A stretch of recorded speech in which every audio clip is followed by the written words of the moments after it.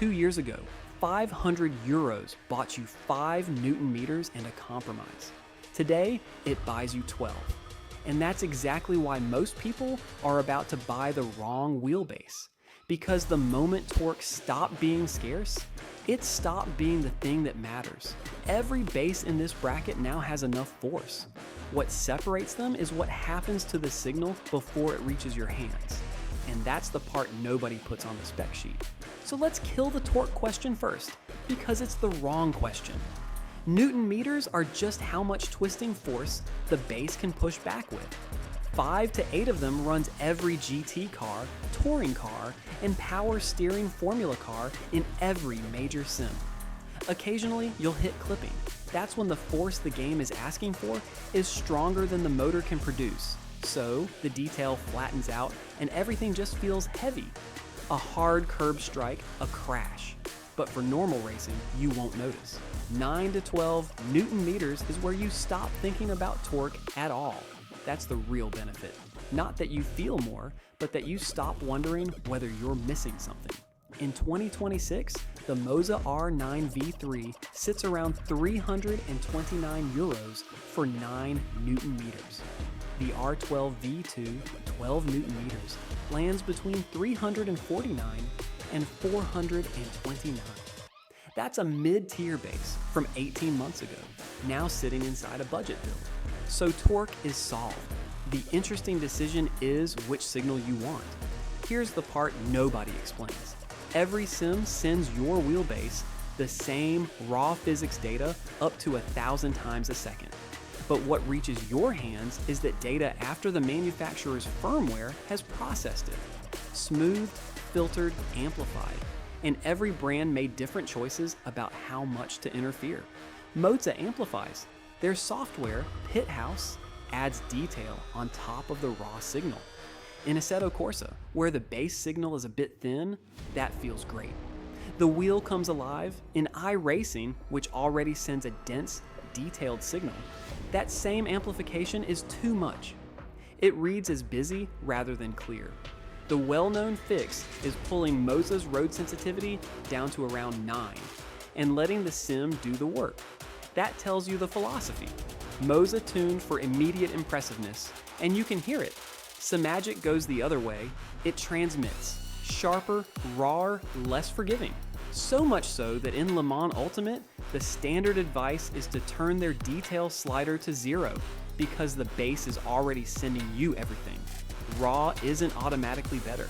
On a sim with rough physics, it's just noise.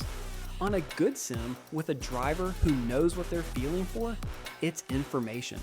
Logitech does something different entirely. Their True Force system reads the game's audio up to 4,000 Hz and feeds it back as a high-frequency vibration layer running underneath the forces. Road texture, engine, surface detail. Nothing else at this price does it.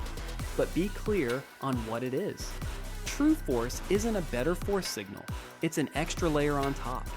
It's brilliant at making a car feel alive. It's less useful for telling you the exact moment the rear is about to step out. Same torque number, completely different information. Keep that in mind, because now the products make sense. The Moza R5 Bundle, around 399 euros, is the whole setup in one box. Base, wheel, pedals. If you own nothing, it's the least painful way in. And Pit House is the friendliest software of the bunch. The catch is, it's a sealed 5.5 Newton meter base with no upgrade path.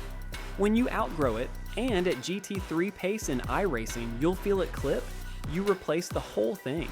The Moza R9 V3, around 329, base only, is the value center of the entire bracket. 9 Newton meters puts you past the point where torque limits you, and the tuning is deep without being intimidating. Just remember, base only. Add a wheel and pedals and you're near 700. The sticker price is never the system price. The Moza R12 V2 349 to 429 gives you 12 Newton meters for under 450, which is faintly absurd. A base most people never upgrade from. 2 honest notes.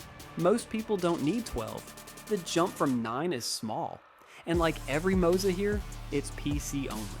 The Fanatec CSL DD from around $349 is the base that created this category.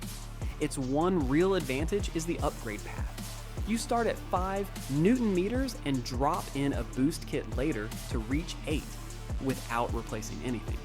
Nobody else lets you do that, and it works on Xbox too. The downsides: its software, Fanalab, feels a decade old, and Fanatec's history of long waits for replacement parts is a documented pattern, not a rumor.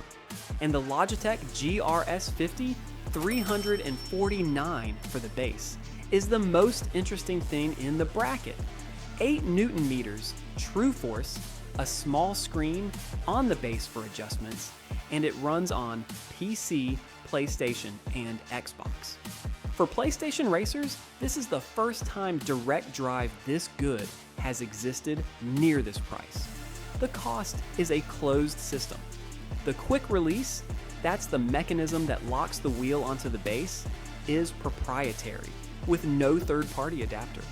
The wheel range is thin, and the tuning is deliberately shallow. So forget rankings. Here's who buys what. On console, PlayStation or Xbox, it's the Logitech RS50. It's not close anymore. The only reason to pick Fanatec instead is if you already own their wheels. On PC, own nothing. €400 ceiling, it's the Moza R5 Bundle.